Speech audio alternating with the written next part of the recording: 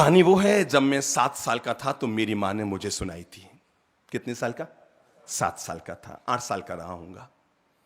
और हो सकता है आप में से कोई ऐसा हो जब वो भी 8 साल का रहा होगा, तब उनकी मां ने उनको ये कहानी सुनाई होगी। और कहानी इतनी सी है, एक सेठ बड़ा ज्वेलर्स था, रात को सोया हुआ था।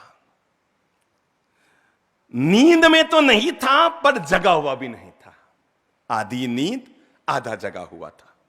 और अचानक उसने देखा कि उसके कमरे में प्रकाश आया। कमरे में प्रकाश आया और चमचमाते हुए प्रकाश में से एक दिव्य चेतना प्रकट हुई और उसे देखते ही समझ में आ गई कि और कोई नहीं, स्वयं साक्षात लक्ष्मी जी आई है। लक्ष्मी जी कमरे में आई, आशीर्वाद दिया, कहा सेठ तुम्हारे लिए आशीर्वाद, दुआ और शुभकामना है, मैं एक जरूरी काम से आई हूं। सेठ ने कहा बोलो मां। कहा भाई मेरा नाम लक्ष्मी है और मैं चंचल रहती हूं, कभी इस घर कभी उस घर।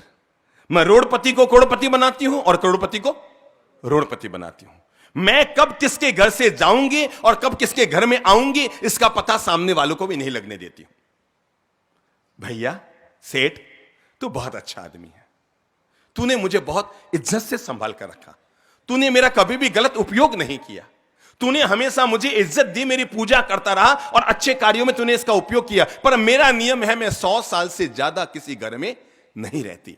और तुम्हें बता दूं, तुम्हारे परदादा थे तब मैं तुम्हारे घर में अमीरी बनकर आई थी। तुम्हारे परदादा गए, दादा गए, पिताजी गए, अब तुम हो। 100 साल पूरे हो गए, मेरी मियाद पूरी हो गई है। सेठ मैंने उचित समझा कि जाने से पहले तुम्हें बता दूं कि कल मैं तुम्हारे घर से जा रही हूं, क्योंकि मैं 100 साल से ज्यादा किसी घर में नहीं ठहर सकती।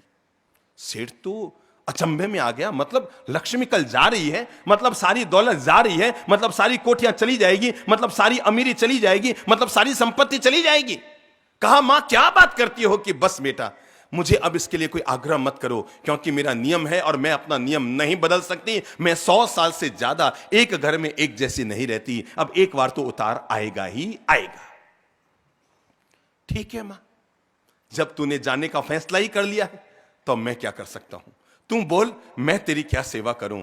लक्ष्मी ने कहा तूने मुझे बहुत इज्जत से रखा, मेरा बहुत सम्मान किया, मेरा हमेशा सदुपयोग किया, तूने शुभ लाभ भी किया और शुभ खर्च भी किया, लेकिन जाना मेरी मजबूरी है और मैं जाने से पहले तुमसे खुश होकर तुम्हें एक वचन देना चाहती हूं। और वचन में जो तू मांगे वो तुम्हें मिल जाएगा। मुझे तो जाना ही पड़ेगा, पर मेरे अलावा जो तू मांगेगा वो तुम्हें मिल जाएगा। मैं कल वापस आ रही हूं, तुम्हें 24 घंटे की मोहलत दे रही हूं, जो तुम्हारी इच्छा हो वो तुम मांग लेना, क्योंकि मेरा जाना अवश्यम भावी है। लक्ष्मी जी गायब हो गए। अगले दिन सुबह रात भर सेठ सो न पाया। अगले दिन सुबह 7 बेटे थे, 7 बहुएं थे, अपनी पत्नी सबको बीच आंगन में बुला और बुलाकर कहा मेरे प्यारे बच्चों, मेरी प्यारी बहुओं, अपने घर में कुछ अनर्थ हो रहा है। और अनर्थ ये हो रहा है कि आज रात को लक्ष्मी जी मेरे कमरे में आई, कोई सपना नहीं था, जगह जगह सारी बात की है। और लक्ष्मी जी ने कहा है कि 100 साल पूरे हो गए, कल मैं जा रही हूं, जाना मेरा अवश्यम भावी है। पर लक्ष्मी ने कहा है कि एक वरदान मांग लो, जो तुम मांगोगे वो तुम्हें मिल जाएगा। मेरे बच्चों बोलो, मेरा तो दिमाग काम नहीं कर रहा है, तुम ही बोलो कि क्या मांगूं। बड़े बेटे ने कहा पापा कोई बात नहीं, लक्ष्मी जा रही है, आप तो लक्ष्मी से कह दो। पापा जी आजकल जमीनें बहुत महंगी आ रही है, कह दो हमारे 7 बेटों के लिए 7 प्लॉट देके चले जाओ। कितने?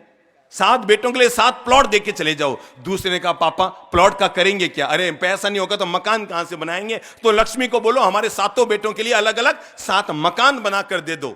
तीसरे ने कहा पापा जी एक बात बताओ, मकान तो बड़े बड़े हो जाएंगे, पैसे पास में नहीं होंगे तो भूंगड़े खाएंगे क्या। तो ये बोलो कि हमारे अन्न धन के भंडार भर के चले जाओ। चौथे ने कहा ये मांग लो। पांचवें ने कहा सोना चांदी मांग लो। छठे ने कहा हीरे जावरात मांग लो।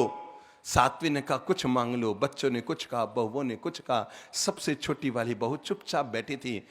पापा ने उससे भी कहा बेटा इस संकट की घड़ी में तू भी बोल बेटा, जब सब अपनी अपनी सलाहें दे रहे हैं तो तू भी अपनी सलाह दे दे। उसने कहा पिताश्री आप बिल्कुल बुद्धिमान हैं, आप जो निर्णय करेंगे सही करेंगे, पर मेरे कहने से अगर आप मांग सकते हैं इस छोटी वाली बहू का कहना मांगकर, तो आप लक्ष्मी से कहना कि जो उसकी इच्छा उसको करे। क्योंकि पापा जी याद रखना, जब लक्ष्मी चली जाएगी ना, न तो हीरे रहेंगे, न जवाहरात रहेंगे, न सोना रहेगा, न मकान रहेंगे, सड़क पर आना तय है।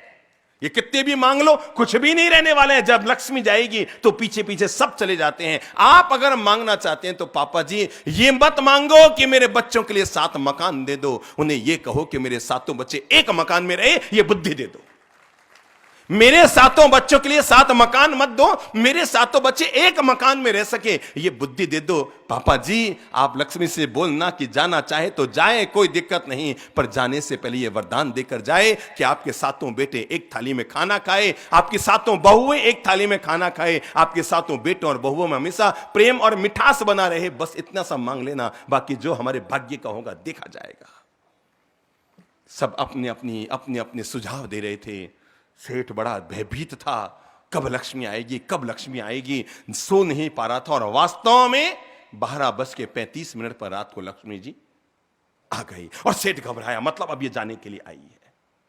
अब सेठ घबराया कि मतलब ये जाने के लिए आई है। लक्ष्मी आई, आशीर्वाद दिया, कहा बोल बेटा मैं अब जा रही हूं, तू मुझसे वचन मांगना चाहता है, बोल बेटा बोल बेटा बोल, क्या वरदान मांगता है, तू जो मांगेगा, तूने मुझे बहुत संभाला है, मैं तुझे इनकार नहीं करूंगी। उसने कहा महालक्ष्मी, उसने कहा माते, उसने कहा मैया, अगर आप देना चाहती हैं आप जाएंगे तो मुझे नहीं पता कि पीछे घर में क्या होगा, पर आप देना चाहते हैं, पर अगर आप देना चाहते हैं तो इतना सा वरदान दे दो, इतना सा वचन दे दो कि हम मेरे घर में 7 बेटे एक थाली में खाना खाए और 7 बहुएं एक थाली में खाना खाए, सब हिल मिल जुल कर रहे, बस मेरे 7 बेटों और बहुओं में प्रेम बना हुआ रहे। लक्ष्मी भौचक्की रह गई, लक्ष्मी जी भौचक्की रह गई, कोई जवाब न दे पा रही थी, किंग कर्तव्य विमूढ़ हो गई कि क्या करूं, कैसे ये वरदान दूं। और लक्ष्मी ने कहा सेठ तू बड़ा बुद्धिमान निकला, सेठ तू बड़ा बुद्धिमान निकला, जिसने भी तुम्हें सलाह दी पूरी दुनिया में उससे ज्यादा बुद्धिमान और कोई नहीं है। सेठ ये तूने वरदान नहीं मांगा, ये तूने वरदान नहीं मांगा, ये तूने वरदान नहीं मांगा, सच्चाई तो यह है कि 100 साल तक और तुम्हारे घर में रहने के लिए मुझे मजबूर कर दिया है। क्योंकि जिस घर में भाई भाई साथ होते हैं, जिस घर में देरानी जेठानी एक थाली में खाना खाती है, जहां पर भाई भाई सुबह उठकर आपस में गले मिलते हैं, छोटे भाई बड़े भाइयों का सम्मान और पूजन करते हैं, जहां पर भाई भाई एक दूसरे के लिए गौरव महसूस करते हैं, जहां पर देरानी जेठानी एक थाली में खाना खाकर एक दूसरे के सुख दुख की सहयोगी बनती है, मुझे जरा इतना सा बता दो, केवल इतना सा बता दो, केवल इतना सा बता दो, क्या उसके घर से लक्ष्मी कभी जा सकती है? जोर से जवाब दो। नहीं जा सकती।